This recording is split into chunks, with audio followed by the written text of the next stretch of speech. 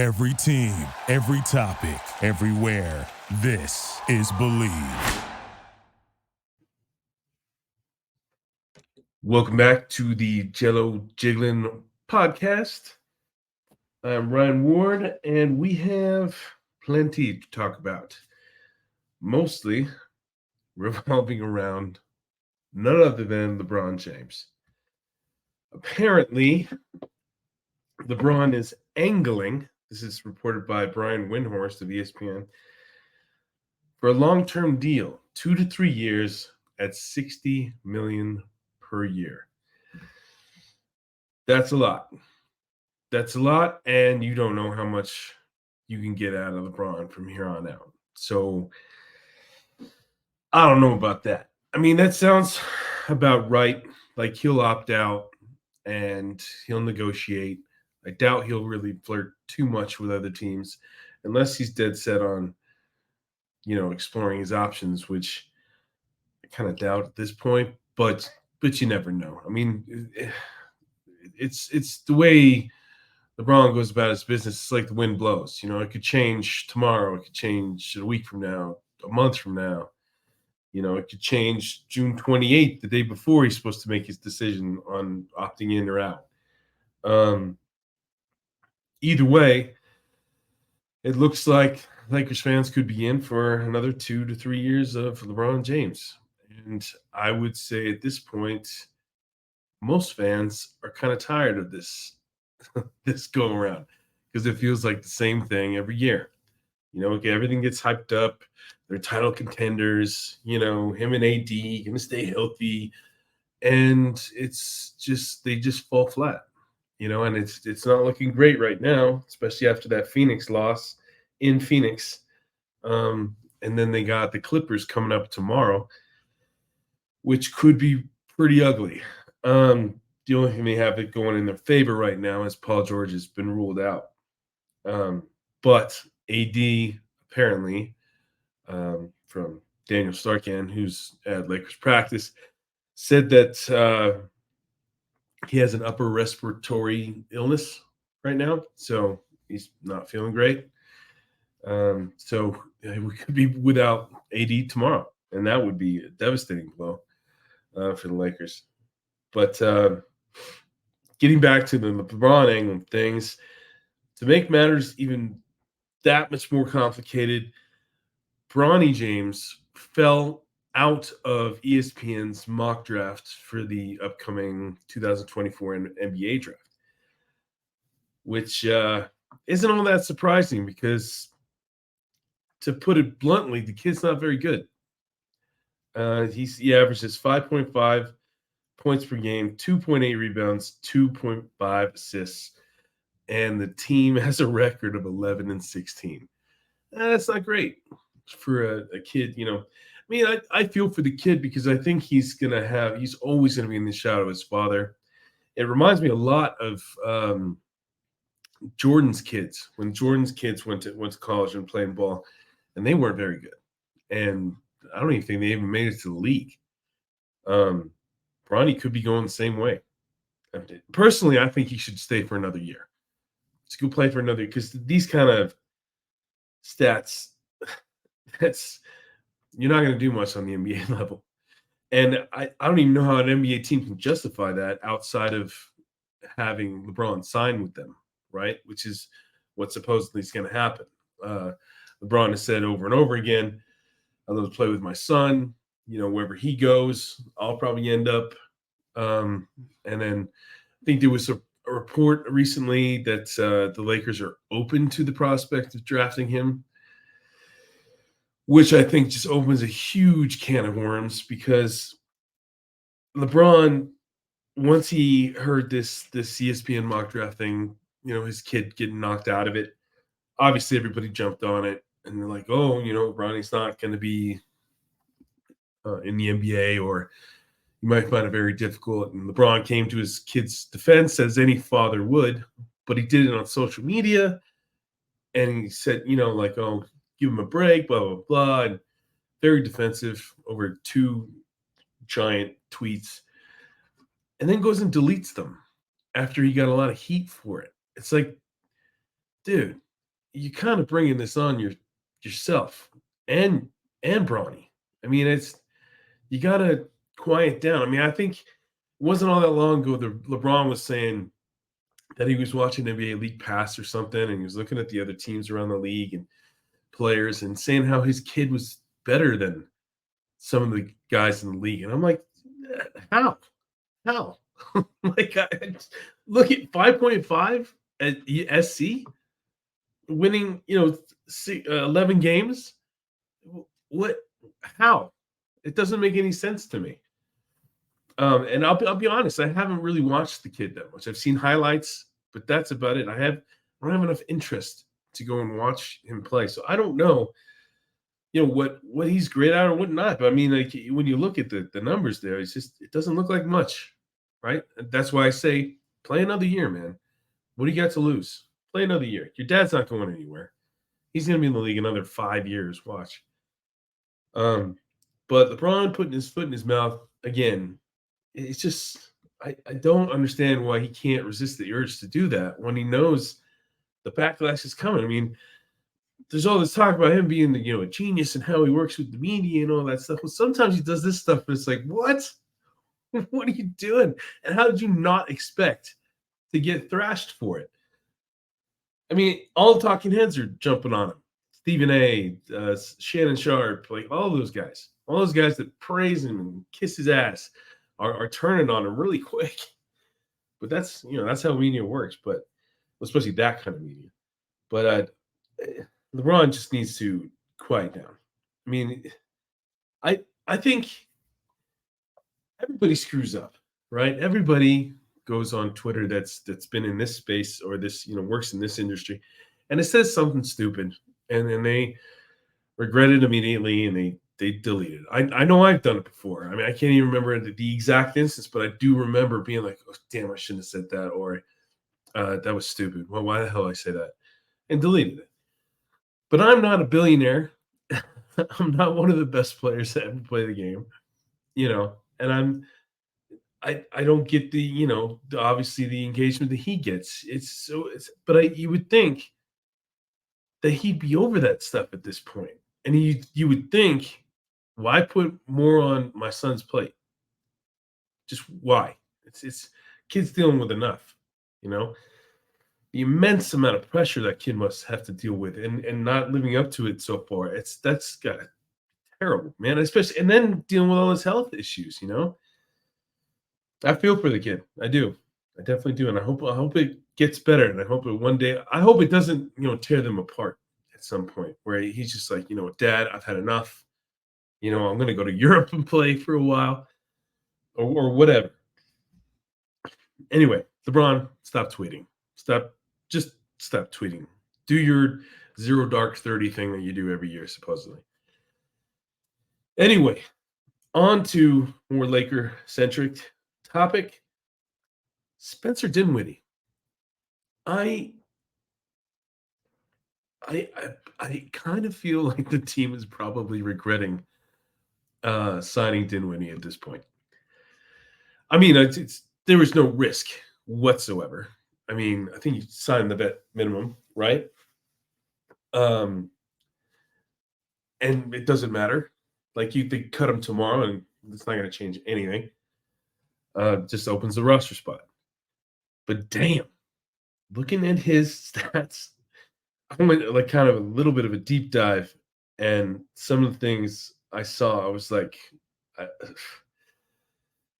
too many times I've seen the box score, and he's literally done nothing, like nothing. And in 25 minutes on the floor, nothing.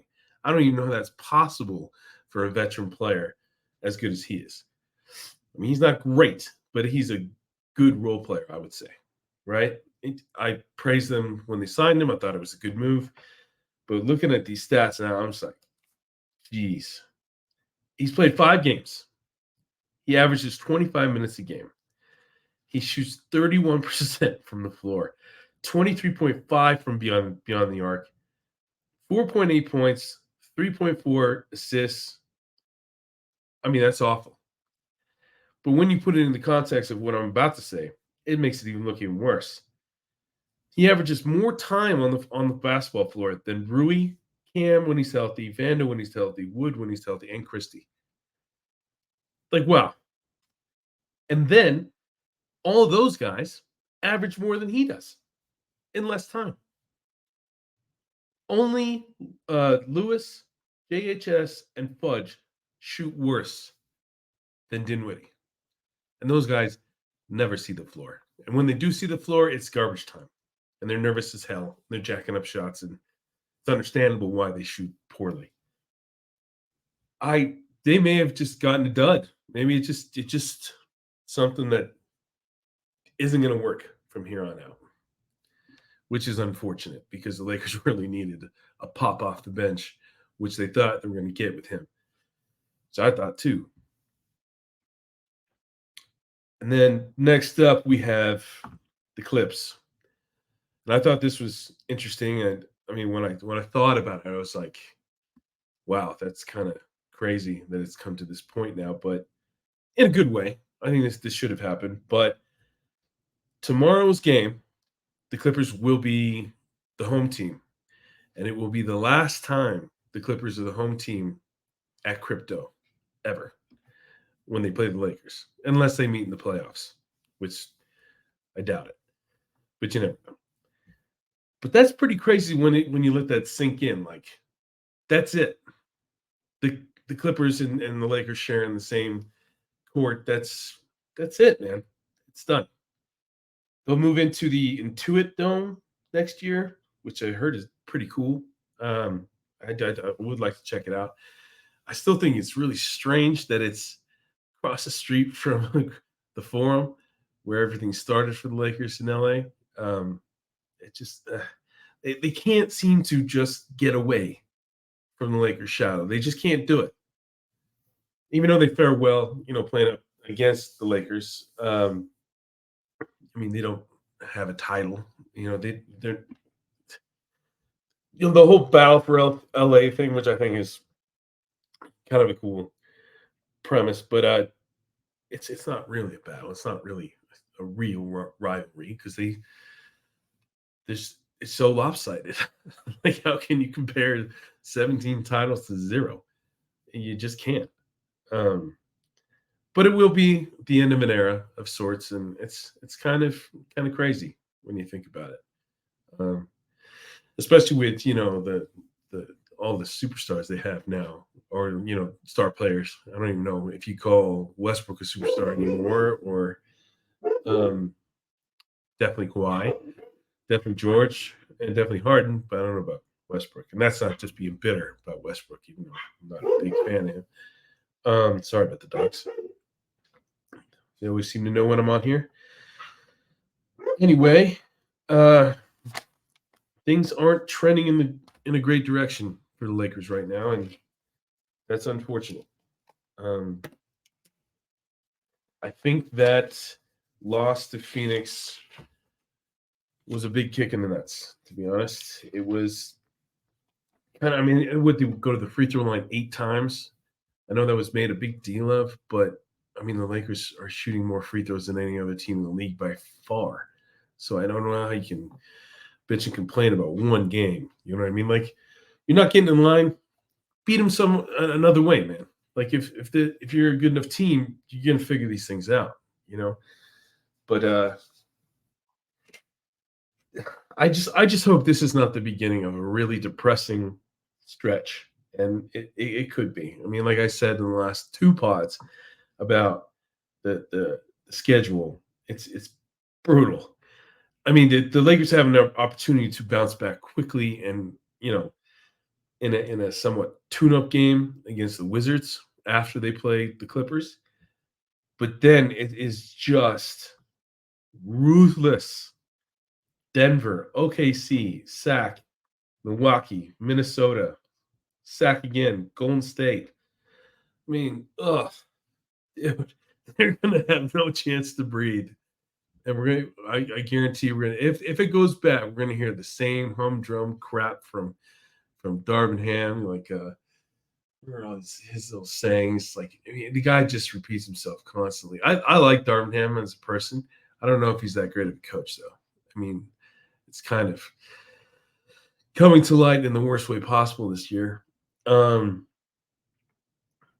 he will definitely be put to the test in this stretch, man. I mean, the Lakers have to go 500 ball for the rest of the season just to have any chance in the playoffs if they make it to the playoffs. This could knock them out.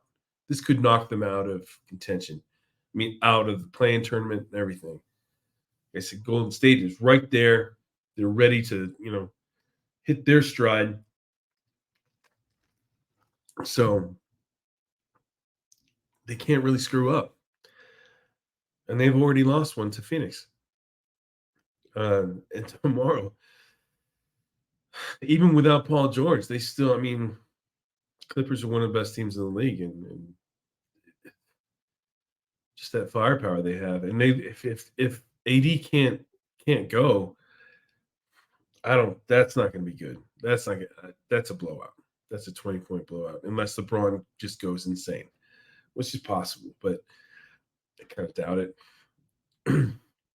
It would be cool to beat them for the last time, them being the home team in crypto. I still find that weird. I still can't come to terms with the fact that the place is called Crypto.com Arena instead of Staples Center. Staples Center is such an iconic name. I really wish they didn't change that just for money. Then again, it's a business, I guess you got to do stuff like that, but still kind of sad. Anyway, this team really needs to step it up. Dinwiddie needs to stop being nothing on the basketball court. It would be nice for him to turn things on. At least anything, any kind of production. I can't believe the guy's not even averaging 5 points a game. At least, I think the only acceptable thing would be somewhere in like Rui's point total, like 10 to 12 points a game off the bench. But 5 or 4.8, and you have all these guys averaging more points. It's disgusting. That's the worst possible outcome, to be honest. That is the worst possible outcome of them signing him, is him just shit in the bed and just being nothing out there. I hate it because I like Dinwiddie. I think he's a good player. I've always thought he was a good player. And I was always hoping he'd land in LA, with him being a hometown or LA native.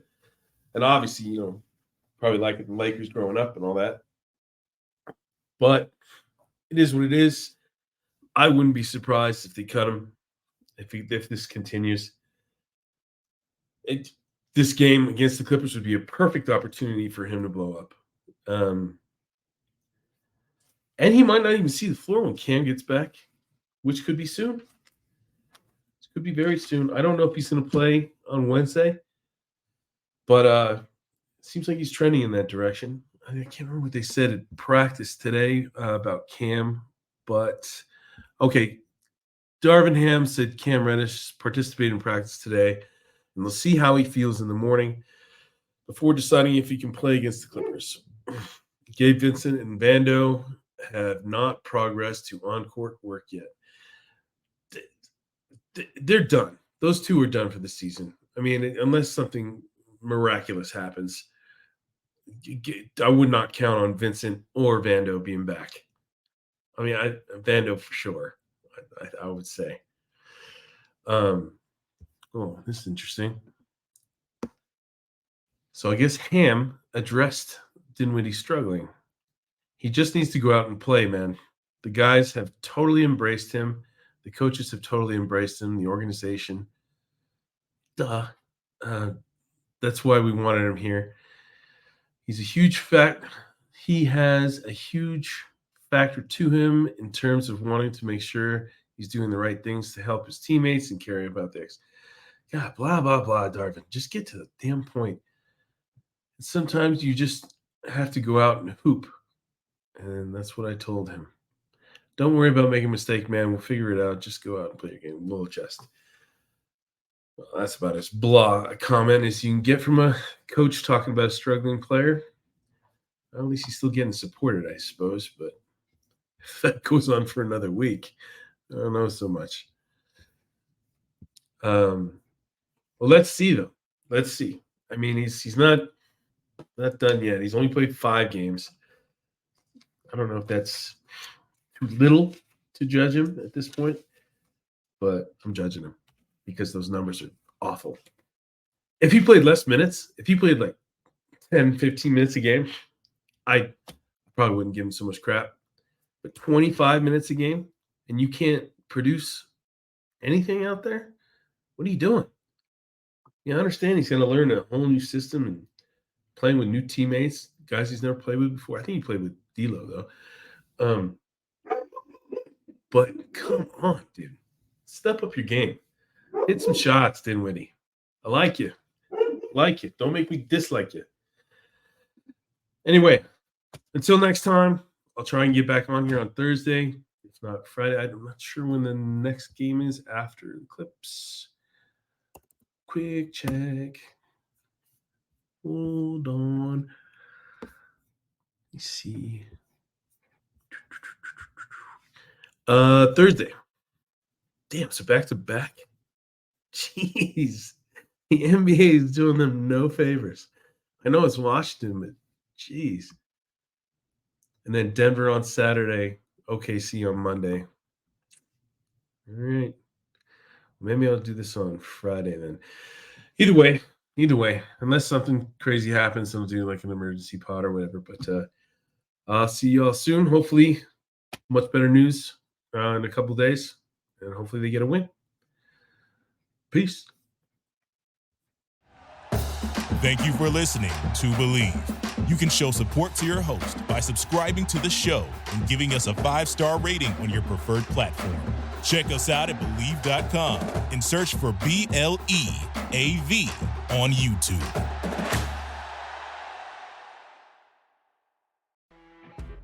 You know when you're listening to a true crime story that has an unbelievable plot twist that makes you stop in your tracks? That's what our podcast, People Are the Worst, brings you with each episode. I'm Rachel. And I'm Rebecca. We're identical twins who love true crime cases that make you say, didn't see that coming, and we hate the people responsible for them. Listen to People Are the Worst now on Apple, Spotify, or wherever you get your podcasts.